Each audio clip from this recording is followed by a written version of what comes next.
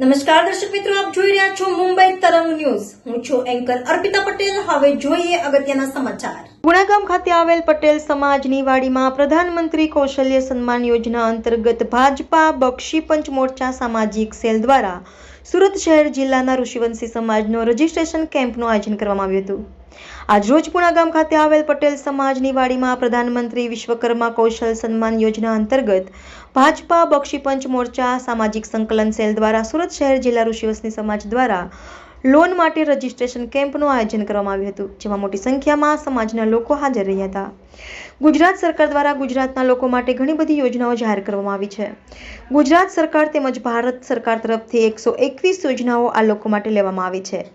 એવામાં ગુજરાતના લોકો માટે પ્રધાનમંત્રી વિશ્વકર્મા કૌશલ્ય યોજના લાવવામાં આવી છે. આ યોજનાનો મુખ્ય ઉદ્દેશ જેનું જેવું કૌશલ તેવું આ યોજનાનો લાભ મળશે. આ યોજના માટે મોટી સંખ્યામાં લોકો ઉપસ્થિત રહી આ યોજનાનો લાભ લીધો હતો. આ કાર્યક્રમમાં ભારતીય જનતા પાર્ટીના આગેવાનો ઉપસ્થિત રહ્યા હતા. રિપોર્ટર વિજય મકવાણા, મુંબઈ તરફ. જી, મારું નામ રાજેશ જોડિયા, કોર્પોરેટર સુરત મહાનગરપાલિકા.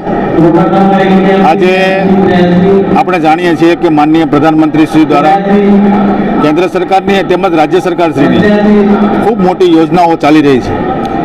ત્યારે ભગવાન વિશ્વકર્મા કૌશલ્ય સન્માન યોજના જ્યારે અમલમાં મૂકી છે, ત્યારે ભારતીય જનતા પાર્ટી બક્ષી પંચ મોરચા દ્વારા અને સાથે સાથે ઋષિવંશી સમાજ એના આખી સમગ્ર ટીમ, એમાં શ્રીભાઈ લલિતભાઈ રાઠોડ તથા તેમની ટીમ દ્વારા ખૂબ સરસ રીતે આયોજન કરીને છેવાડાના માણસ સુધી આ યોજનાઓનો લાભ મળે તે હેતુથી આજે આ લાભાર્થીઓનો જઈને લાભાર્થીઓને ગોતીને એને લાવીને અહીંયા એને લાભ મળે એના માટેનો કાર્યક્રમ કરવામાં આવ્યો હતો. એ બદલ તેઓને ખૂબ ખૂબ અભિનંદન પાઠવું છું.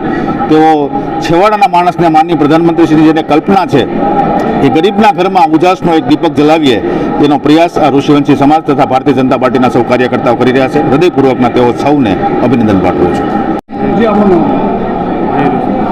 જય ઋષિવંશી.